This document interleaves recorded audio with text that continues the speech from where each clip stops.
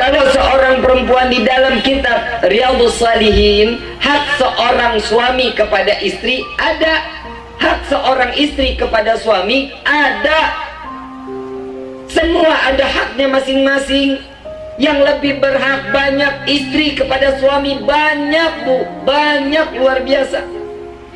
Nggak boleh tahu badan suami itu dalam keadaan lagi saat capek. Suami nggak boleh tahu kalau ibu dalam keadaan sakit, nggak boleh tahu. Tuh, bisa bayangin nggak? Enak banget bib si laki mah. Saya sakit sampai meriang-meriang, masa dia nggak boleh tahu? Siti Khadijatul Kubra selama 3 bulan nggak bangun dari tempat tidurnya. Di saat dia lagi parah-parahnya dalam keadaan sakit, Siti Fatimah dipanggil putri Nabi SAW. Ya Fatimah, dandani aku, hias wajahku. Ada apa wahai ibu? Engkau dalam keadaan sakit, sebentar lagi ayahmu akan pulang. Enggak bisa bangun Siti Khadijah, didandani. Setelah terlihat cantik, benar Rasulullah saat itu mengetuk daripada pintu Siti Khadijah. Assalamualaikum warahmatullahi wabarakatuh. Dijawab oleh Siti Khadijah, waalaikumsalam. Dan saat yang membuka pintu tersebut adalah Siti Khadijatul Kubra. Sakit 3 bulan nggak bangun dari tempat tidurnya. Tatkala Rasulullah pulang, dibuka, yang buka Siti Khadijah. Terus apa ini? Terus slow aja, slow. Ya tahu emang lurus, masa belok masuk dong kemana? Orang lagi serius jadi terus.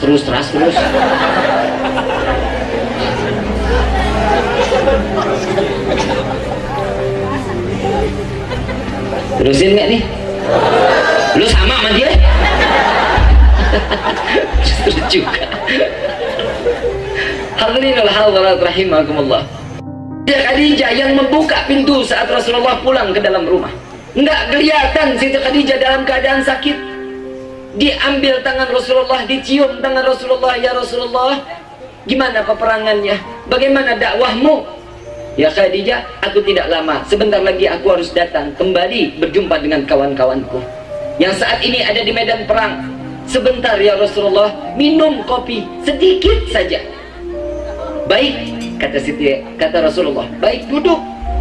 Ditemenin duduk, Siti Khadijah lari ke dapur, jalan ke dapur, bikinin kopi dari tangannya beliau. Yang sakit 3 bulan nggak terlihat kelihatan sakit. Begitu dibawain kopi di hadapan Rasulullah, ditemenin Rasulullah, minum dulu ya Rasulullah, setelah itu engkau mau jalan silahkan. Diminum oleh Rasulullah. Sampai akhirnya setelah 3 tegukan Rasulullah pamit kepada Siti Khadijah, wahai Khadijah, aku harus kembali, silahkan, fi amanillah ya Rasulullah, semoga engkau dalam pengamanan dari Allah. Lihat seorang istri yang suami pergi mencari nafkah, yang seandainya dia mati dalam keadaan syahid, didoakan oleh seorang istri. Istri sekarang mah kagak, suami baru keluar rumah, iya pak pulang bawa duit yang banyak ya. Betul apa enggak? Matre loh. Begitu keluar Rasulullah, baru 10 langkah, Siti Fatimah berlari manggil Rasulullah, ya Rasulullah, kembali ke dalam rumah, kembali ke dalam rumah. Ada apa wahai putriku? Ibu telah meninggal dunia. Meninggal dunia setelah namanya mengurusin seorang suami yang sangat luar biasa. Saat Siti Fatimah pun dalam keadaan hamil, membawa makanan sampai ke Gua Hira sehari 3 kali tanpa benang, tanpa yang namanya kalau kita bilang tanpa ada utasan daripada benang yang sampai saat itu dia bisa naik ke atas. Enggak, naik ke atas tebing dalam keadaan hamil tua. Nasi makan Rasulullah pagi, siang, malam, turun lagi, naik lagi, turun lagi. Itu istri yang salehah.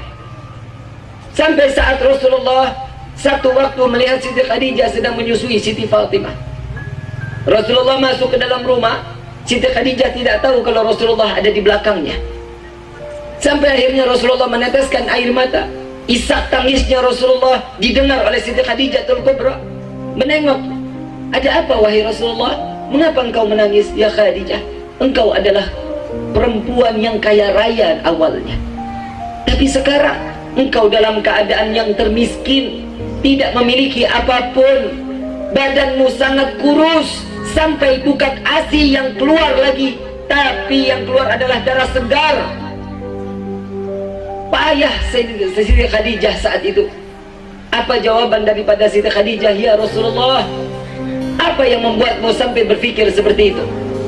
Apa jawaban dari Rasulullah? Ya Khadijah, apabila engkau saat ini ingin berpisah denganku, maka akan aku kabulkan. Apa jawaban seorang istri yang salehah? Ya Rasulullah, seandainya aku yang harus mati lebih dulu, andai kata engkau ingin melintasi lautan, bongkar kubulanku ya Rasulullah, ambil tulang belulangku, jadikan rakit, semoga engkau bisa sampai ke tempat tujuanmu melintasi lautan. Itu seorang istri. Di dalam riwayat lain, bongkar kuburanku ya Rasulullah, ambil tulang belulangku, jual di pasar untuk menambahkan uang untuk jalan dakwah di jalan Allah. Itu seorang istri yang saleh.